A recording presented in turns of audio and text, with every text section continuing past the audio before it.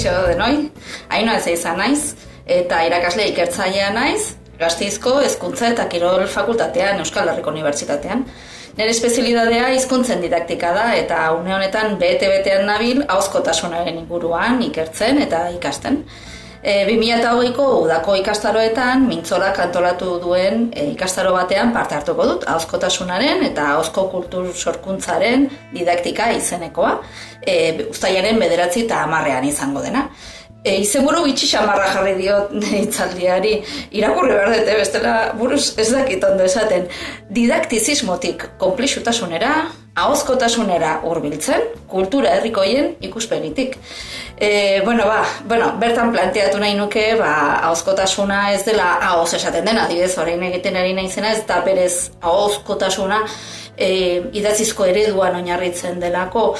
Orduan, ahozkotasuna lantzeko kontuan izan behar dugu elkarlotu egiten dituela, sentipenak, ekintzak eta pentsamenduak, eta hori dena lotu egiten da adierazpiderako forma desberdinak erabiliz, eta horregatik ezin dugu landu ahozkotasuna eskolan edo ikaskuntza formalean idatzizko ereduan oinarrituz desberdina delako. Ahozkotasuna da kultura herrikoietan bizirik dagoen hori, eta horrek esan nahiko luke eskolan bizitasun hori sortu beharko genukeela.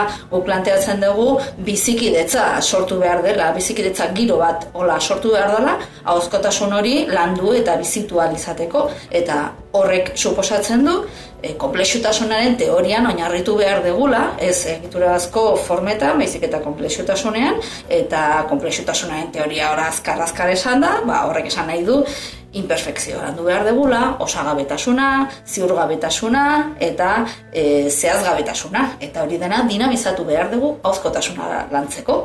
Eta besterik gabe ikastaroan parte hartzera animatu nahi zaituztet, eta bertan ikusiko dugu elkar. Besarkada bat eta laizter arte.